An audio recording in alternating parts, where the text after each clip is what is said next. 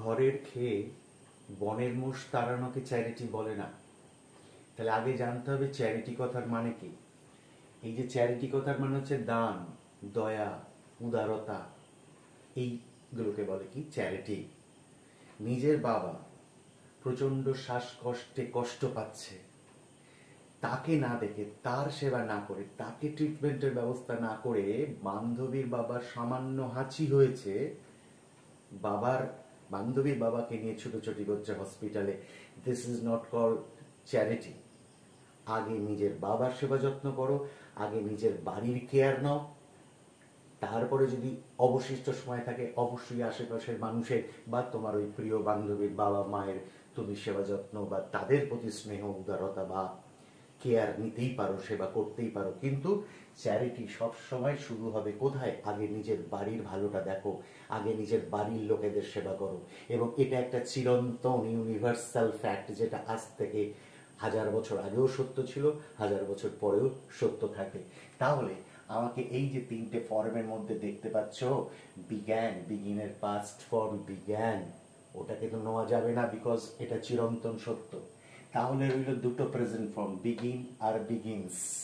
যেহেতু charity third person singular, দুটো present ফর্মের মধ্যে এটা নিতে হবে বিগিনস, কারণ থার্ড পার্সন সিঙ্গুলার হলে ভার্বের প্রেজেন্ট ফর্মের গায়ে এস হয়। তাহলে দুটোই প্রেজেন্ট, ইউনিভার্সাল ট্রুথ, চিরন্তন ব্যাপার, চ্যারিটি বাড়িতেই শুরু হওয়া উচিত। তো চিরন্তন সত্য মানে ভার্বের প্রেজেন্ট ফর্মই হবে, কিন্তু দুটো প্রেজেন্ট ফর্ম হওয়া সত্ত্বেও আমার এটা নিতে হবে, যেহেতু এর গায়ে একটা এস আছে, চ্যারিটি থার্ড পার্সন সিঙ্গুলার। তাই it is home where we, আসলে ইট ইজ হোম মানে কি, বাড়িটাই হচ্ছে সেই জায়গা যেখানে আমরা শিখি। কি শিখি? এখানে লার্ন প্রেজেন্ট ফর্ম হবে, কেন জানো? বাড়িতেই আমরা শিখি দ্য বেসিক্স অফ লাইফ, জীবনের মৌলিক উপাদানগুলো, জীবনের মৌলিক বৈশিষ্ট্যগুলো, জীবনের মৌলিক বিষয়গুলো আমরা কিন্তু বাড়ি থেকেই শিখি। ছোটবেলা থেকেই বাবা মা পরিবারের মধ্যে থাকতে থাকতেই আমাদের মূল্যবোধ, আমাদের দৈনন্দিন যে উপাদান, চারিত্রিক বৈশিষ্ট্যগুলো গড়ে ওঠে, এবং এটা প্রতিটা বাচ্চাই তার পরিবার থেকেই কি পায়, তার বাড়ি থেকেই পায়। তো এটা বাড়ি থেকেই সন্তানেরা পায়, সো এটাও একটা ইউনিভার্সাল ফ্যাক্টর। তাই এখানেও প্রেজেন্ট ফর্ম হবে, কিন্তু এখানে প্রেজেন্ট ফর্মের গায়ে এস হয়েছিল, চ্যারিটি থার্ড পার্সন সিঙ্গুলার ছিল বলে। এখানে কিন্তু লার্নের গায়ে কোনো এস হবে না, যেহেতু উই হচ্ছে প্লুরাল ফর্ম। আর এখানে হবে বেসিক্স। কেন বেসিক হবে না? বেসিকের প্লুরাল হচ্ছে বেসিক্স। বেসিক্স মানে মৌলিক বৈশিষ্ট্যগুলো, মৌলিক মূল্যবোধগুলো। একটি বাচ্চা, একটি শিশু তার পরিবার, তার বাড়ি থেকে একটি কি নীতিগত শিক্ষা বা মৌলিক শিক্ষা বা মৌলিক উপাদান গ্রহণ করবে তা তো নয়, একাধিক উপাদান সে গ্রহণ করবে। সেই জন্য এখানে কি হবে? বেসিক্স, এই অপশনটা এখানে নেওয়া হয়েছে। এবারে চলে এসো fill in the blanks with appropriate articles and prepositions. বলছে ড্যাশ 32-year-old জার্নালিস্ট, জার্নালিস্ট মানে সাংবাদিক, ওয়াজ রবড অফ, অর্থাৎ রব অফ মানে ছিনতাই করে নেওয়া হয়েছে।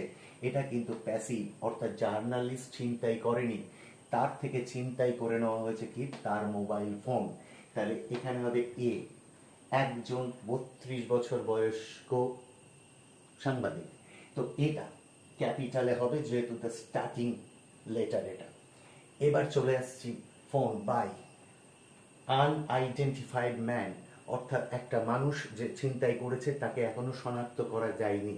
তাহলে যাকে নির্দিষ্ট করে শনাক্ত করা যায়নি তাকে আমি কি করে দিয়ে লিখব? এখন এখানে আমাকে এ অথবা অ্যান ব্যবহার করতে হবে। একজন অপরিচিত অজ্ঞাত পরিচয় ব্যক্তির দ্বারাই ছিনতাইটা হয়েছিল, এখানে ইউটা ভাওয়েল, তাই এর আগে এ না হয়ে অ্যান হবে। কিন্তু এই প্রসঙ্গে বলে রাখি, এই যে ইউ, এই ইউর উচ্চারণ যদি ইউর মতো হয়, যেমন ইউনিভার্সিটি, ইউনিটি, ইউনিয়ন, ইউটা কিন্তু ভাওয়েল হওয়া সত্ত্বেও ইউর উচ্চারণ ইউর মতোই যদি হয়, তাহলে কিন্তু অ্যান না হয়ে এ হবে। এটা একটা ব্যতিক্রম। আজকে এই আনআইডেন্টিফাইডকে যদি উচ্চারণ এমন হতো ইউন আইডেন্টিফাইড, ইউন আইডেন্টিফাইড, তাহলে কিন্তু আমি অ্যান না লিখে এ লিখতাম, কিন্তু এখানে ইউর উচ্চারণ আসছে না, সো ন্যাচারালি ভাওয়েল, তাই আগে হবে এন, হবে অ্যান। এবার বলছে পূর্ব দিল্লি, দিল্লি, পূর্ব দিল্লি একটা বড় জায়গা, তার পূর্ব উত্তর বিভিন্ন পার্ট আছে, দক্ষিণ দিল্লি, উত্তর দিল্লি, পূর্ব দিল্লি। তাহলে পূর্ব দিল্লির নিউ অশোকনগর, তাই নিউ অশোকনগর একটা একটা অঞ্চল যেটা পূর্ব দিল্লির মধ্যে অবস্থিত। তাহলে ছোট একটা অঞ্চল নিউ অশোকনগর, তার থেকে আরেকটু বিগার কোনটা, ইস্ট দিল্লি, কারণ পূর্ব দিল্লির মধ্যবর্তী অশোকনগরে এই ঘটনাটা ঘটেছে বুধবার। তাহলে এই নিউ অশোকনগরের থেকে অনেকটা বিগার জায়গা কোনটা, ইস্ট দিল্লি, তাই এখানে কি হবে, ইন হবে, কারণ অপেক্ষাকৃত বড় জায়গার আগে কি হয়, ইন। চলে এসো, do as directed. The pain is so terrible that I can not beer it any longer. এই যে যন্ত্রণাটা এত এত এত এত টেরিবল, টেরিবল মানে এত মারাত্মক যে আমি এটা আর বিয়ার, বিয়ার মানে কি, টলারেট, বিয়ার বললে আবার সেই তোমরা অন্য বিয়ার ভেবো না, বিয়ার মানে এখানে সহ্য করা, বিয়ার ইট এনি লঙ্গার, আমি আর সহ্য করতে পারছি না। এটাকে যখন টু দিয়ে লিখতে বলছে, তার মানে এটা আছে কমপ্লেক্স সেন্টেন্সে, টু ইউজ করে লিখলে এটা হয়ে যাবে সিম্পল সেন্টেন্স। কি করব আমরা, এই যে সো দেখছি, এই সোর জায়গায় দিয়ে দেবো TOO2, ব্যাস ফার্স্ট কাজ হচ্ছে সোর জায়গায় কি দেবো, TOO2। এবং এই দ্যাটটাকে আমরা লিখবো না, এই ক্যান, এই নট, এগুলো কিছুই লিখবো না। কিন্তু এটা মনে রাখতে হবে, যেহেতু এখানে আলাদা একটা সাবজেক্ট রয়েছে আই, তাই তোমাকে লিখতে হবে দ্য পেইন ইজ, দেখো সোর জায়গায় কি লিখেছি, টু টেরিবল, দ্যাট বাদ, ক্যান বাদ, নট বাদ, শুধু এই আইয়ের জন্য এখানে তোমার লিখতে হবে ফর মি, এটা একটু মনে রাখবে। তাহলে দ্য পেইন ইজ, সো এর জায়গায় হবে TOO2, টেরিবল, তারপরে দ্যাট বাদ। এই আইটা যদি না থাকতো তাহলে কোনো ব্যাপার ছিল না, যেহেতু আইটা রয়েছে মানে এই যন্ত্রণাটা এতটাই মারাত্মক আমার জন্য, যে আমার জন্য এতই মারাত্মক যে আমার পক্ষে সহ্য করা সম্ভব হচ্ছে না, তাই এই আইয়ের জন্য ফর মি। আর যে যদি এখানে হি থাকতো তাহলে এখানে হতো ফর হিম, যদি এখানে থাকতো মনে করো যদি শি থাকতো কথার কথা, তাহলে এখানে হতো ফর হার, এটুকু মাথায় রাখবে। আর ক্যান নট, এইগুলো বাদ দিয়ে যাবে, টু বিয়ার, আর এই ইটটা লিখতে হবে না, যেহেতু এই ইটটা পেইনটাকে বোঝাচ্ছে। ওকে, তো যদিও বা ইট লেখো কোনো প্রবলেম নেই, কিন্তু ইট লেখার দরকার নেই, ইট লিখবেই না অ্যাকচুয়ালি। চলে এসো, তাহলে TOO2 জায়গায় সো, দ্যাট বাদ, ক্যান বাদ, নট বাদ, ইটটাও বাদ, শুধু এই আইয়ের জন্য এখানে কি দেবে, for me. Okay, the students requested their teacher two forgive them. এই দেমটা কাদের বোঝাচ্ছে, স্টুডেন্টসদের, অর্থাৎ স্টুডেন্টসরা টিচারকে অনুরোধ করছে যে তাদেরকে যেন ক্ষমা করা হয়। এইবার এইখানে যেটা বলছে ক্ষমা করা হয় যেন তাদের, সেটা কিন্তু বলছে চেঞ্জ দ্য স্পিচ, এটা কিন্তু ইনডিরেক্ট স্পিচে আছে, অর্থাৎ কোটেশন ছাড়া আছে। মানে আমরা নর্মালি যেটা করি কোটেশনে দেওয়া থাকে, ইনডিরেক্ট করতে হয়, এটা উল্টো চেয়েছে, আমাকে কোটেশনে ফিরিয়ে আনতে হবে। তাহলে সব থেকে বড় কথা, এই যে জিনিসটা দেখছো রিকোয়েস্টেড, তার মানে এটা হবে ইম্পারেটিভ সেন্টেন্স। তাহলে আমরা কি করব, উল্টো করে ভাববো, the students said to their teacher, এই অবধি আমরা লিখব, the students said to their teacher, শুধু রিকোয়েস্টেড এর জায়গায় কি দেবো, সেড টু দেয়ার টিচার্স, কমা দেবো, কোটেশন দেবো। এই যে ইনফিনিটিভ টুটা রয়েছে, ইম্পারেটিভ সেন্টেন্স থাকলেই তবে টু হয়, তখনই আমার বুঝতে হবে এখানে কি দিতে হবে, যে ফরগিভ, এই যে দেম, স্টুডেন্টসরা বলছে তাদেরকে ক্ষমা করতে, স্টুডেন্টসরা ডাইরেক্ট টিচারকে বলবে ডিরেক্ট স্পিচে, তখন স্টুডেন্টসরা ডাইরেক্ট কি বলবে, স্যার আমাদেরকে ক্ষমা করুন, আমাদেরকে, আমাকে না, আমাদেরকে। তাই এইখানে কি হবে, আস হবে, আর ফরগিভ হবে, আর এই টুটা কিন্তু থাকবে না, এই টুটা থাকবে না, কিন্তু যেহেতু এখানে রিকোয়েস্টেড ছিল তাই এখানে একটা প্লিজ আসবে, খুব ঠান্ডা মাথায় বোঝো। তাহলে রিকোয়েস্টেড এর জায়গায় আসবে সেইড টু, এইখানে টুটা উঠে যাবে, উঠে গিয়ে কমা কোটেশন হবে, ফরগিভ, ছেলেগুলো বলছে তাদেরকে ক্ষমা করতে, তাহলে ডাইরেক্ট যখন টিচারকে বলবে কি বলবে, স্যার আমাদেরকে ক্ষমা করুন, তাই আস হবে। আর যেহেতু এই শব্দটা ছিল রিকোয়েস্টেড, তার জন্য সামনে একটা প্লিজ হবে। তুমি এটাও করতে পারো, কিন্তু the students said to their teachers, comma quotation, forgive us বলে প্লিজটা তুমি লাস্টেও লিখতে পারো, নো প্রবলেম, লিখতে পারো। এইবার তুমি দেখো তোমার উত্তরটা সঠিক হয়েছে কিনা।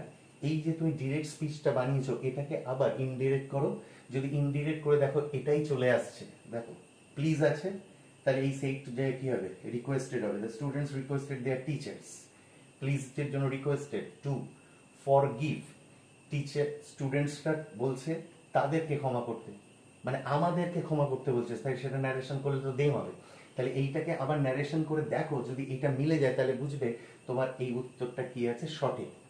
এবার চলে এসো, এইটা খুব easy. She won the race and স্মাইলড at her friends. She কোন একটা দৌড় প্রতিযোগিতা সে দৌড়চ্ছিল এবং দৌড় প্রতিযোগিতায় সে জিতেছিল। এই যে ওয়ান, ওয়ান হচ্ছে উইনের past form V2, won the race and smiled এটাও কি V2, এবং সে তার বন্ধুর দিকে তাকিয়ে হেসেছিল। তাহলে দৌড়ে ফার্স্ট হলো, রেসটা জিতলো এবং তার বন্ধুর দিকে তাকালো। তাহলে এই যে দুটো ভার্ব, জিতলো এবং হাসলো বন্ধুর দিকে, স্মাইল দ্যাট, এই দুটো কাজে কে করেছে? শি করেছে। তাহলে এই দুটোই ফাইনাইট ভার্ব, মাঝখানে অ্যান্ড, মানে এটা কম্পাউন্ড। কি করতে হবে? সিম্পল। সিম্পল মানে ফাইনাইট ভার্ব দুটো আছে, আমার আনতে হবে একটাতে, এটাই নিয়ম। সিম্পল সেন্টেন্স মানে ফাইনাইট ভার্ব একটা করতে হবে। তখন কি করতে হবে? এই ওন, এই ওনের যে ওয়ানের যে প্রেজেন্ট ফর্ম উইন, তার গায়ে আইএনজি দিতে হবে। আর এই শিটা প্রথমে লেখার দরকার নেই, এই শিটাকে নিয়ে এসে কোথায় বসাতে হবে? শিটাকে এই অ্যান্ডের জায়গায় শিটা কি বসে যাবে। তাহলে উইনিং যখন লিখবো, কারণ WON যেটা ওয়ান পাস্ট ফর্ম, কোনদিন পাস্ট ফর্মের গায়ে আইএনজি হয় না। আইএনজি সেই সংশ্লিষ্ট ভার্বের প্রেজেন্ট ফর্মের সাথেই হয়। তাই উইনিং যখন লিখবো, খেয়াল করো ING যোগ হলে আর একটা এক্সট্রা এন কিন্তু চলে আসবে, WINNING, উইনিং দ্য রেস। এই শিটা যখন অ্যান্ডটাকে দিয়ে অ্যান্ডটাকে রিপ্লেস করে বসবে, কারণ এই অ্যান্ড আছে মানেই তো ব্যাপারটা কম্পাউন্ড। আমি যখন সিম্পল করছি আমি কম্পাউন্ডের কোনো উপাদান রাখবো না।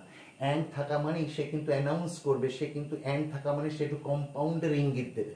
তাহলে আমি কম্পাউন্ড থেকে সিম্পল আনছি মানেই কম্পাউন্ডের কোনো কিছু আমি রাখবো না। তাহলে অ্যান্ডটাকে মুড়িয়ে দিয়ে এই অ্যান্ডের জায়গায় সিটা বসিয়ে দেবো। তাহলে বাংলায় কি হচ্ছে? একই ব্যক্তি পরপর দুটো কাজ করলো, রেস জিতলো এবং হাসলো। আমি কি বলবো? এই ভার্বের সঙ্গে আইএনজি হলে ইয়া হয়, ইটিং খাইয়া, গোয়িং যাইয়া। তাহলে উইনিং মানে কি? জিতিয়া।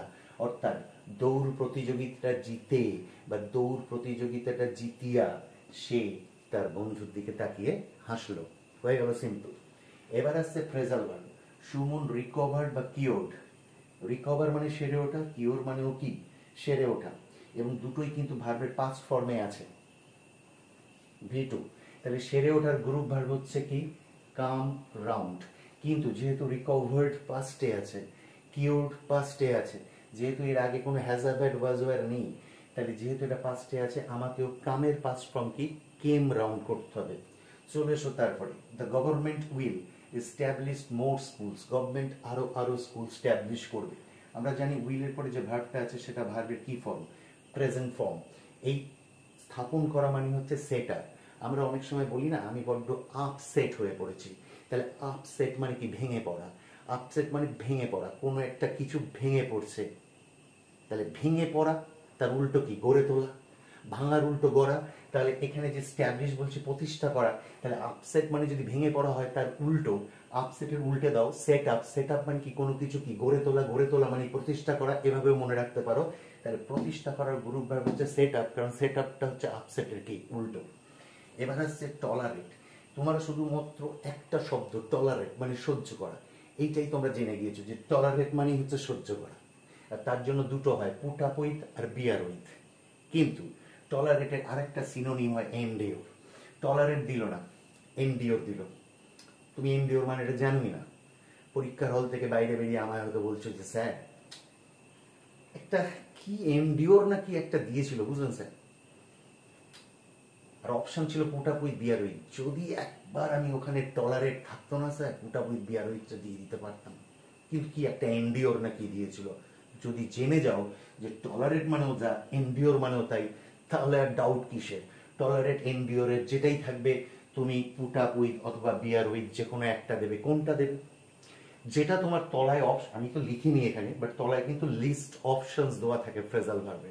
যদি দেখো পুট আপ উইথ আছে, পুট আপ উইথ লিখবে। যদি দেখো বিয়ার উইথ আছে, বিয়ার উইথ লিখবে। ওকে।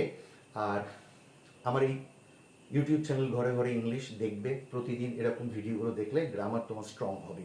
সাবস্ক্রাইব করবে, কমেন্ট করবে, লাইক করবে, শেয়ার করবে বন্ধুদের সাথে। আর আমি কয়েকটা ব্যাপারে ক্ষমা চাইছি, যে প্রথমত আমি জাস্ট ইউটিউব চ্যানেল নতুন শুরু করেছি, স্টুডেন্টসদের স্বার্থে ভাবছি যদি কিছু উপকার তাদের হয়। তো আমার এখানে কোনো মাইক্রোফোন নেই, ক্যামেরা সিস্টেমও ভালো নয়, আর সব থেকে বড় কথা জানি না সাউন্ড কেমন আসে। তোমরা পারলে না একটু হেডফোন ইউজ করে শোনো। পরবর্তী আবার কোনো ভিডিওতে দেখা হবে। টাটা, ভালো থেকো।